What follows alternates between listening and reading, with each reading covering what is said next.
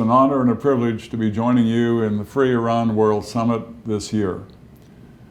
President-elect Maryam Rajavi, honorable guests, from all indications, Iran has gone through a seminal transformation. Much to the chagrin of the medieval tyranny's apologists, the Iranian regime's supreme leader, Ali Khamenei, engineered the accession of one of his most loyal and ruthless cronies, Ebrahim Raisi, to the presidency. Raisi has risen through the ranks of the regime through barbaric murder and suppression, and became president of the regime this year through a sham election and a rigged and fraudulent process. The people of Iran boycotted the regime's elections because they know it is an unfair and undemocratic process with a horrendous outcome.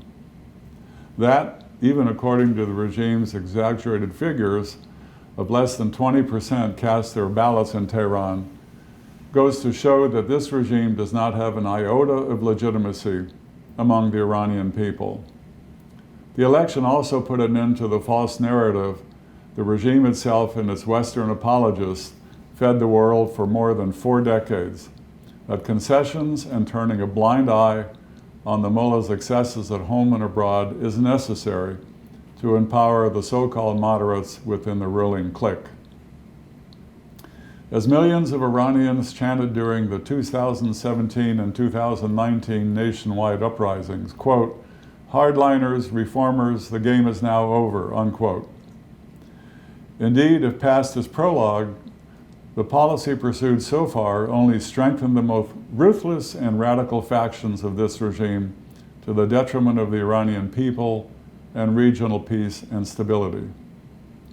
The Resistance Unites and MEK activists in Iran should be commended for their effective work inside Iran to encourage the people of Iran to reject this regime.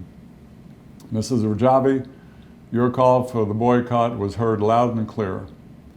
Through their boycott, the Iranian people made it palpably clear that they will not be satisfied with anything less than the overthrow of this medieval theocracy and all of its factions. Raisi's selection also showed how weak and frail this regime has become. During this process, Khamenei could not even trust his closest confidants like Ali Larijani, who for 12 years was the head of the regime's parliament. He was the secretary of the regime's Supreme Security Council, and who is now a personal advisor to Khamenei and his special representative on foreign missions, including the deal with China. Khamenei could not only trust someone like Raisi, a mass murderer and genocidal madman who has been involved in some of the regime's most heinous crimes. In 1988, Raisi was a member of the Death Committee that oversaw the execution and mass murder of over 30,000 political prisoners across Iran. The victims were buried in mass graves, and their families know nothing about their fate.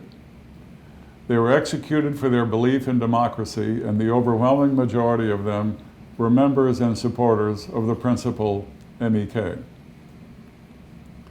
In his first post-election news conference, Raisi, who is known as the henchman of 1988 by the Iranian people, said he was proud of committing these crimes against humanity and that he should be commended for protecting the regime. The outcome of the election is a vindication of what the Iranian resistance has been saying for the past 4 decades, that this regime is incapable of reform and that no amount of political and economic concessions will moderate its behavior. It is somewhat inconceivable that the West has not condemned this international criminal. What more does he need to do to deserve condemnation from democratic countries? Already, leading human rights institutions and top UN human rights experts have called for an impartial investigation into Raisi's role in the 1988 massacre. Why the silence? It is time to end the culture of impunity for Tehran's mass murderers. Enough is enough. It is disgraceful and shameful that Tehran continues to enjoy impunity some 30 years after the 1988 massacre and the massacre of at least 1,500 protesters in November of 2019. We should stop appeasing the theocratic regime in a futile quest for moderates or reformers.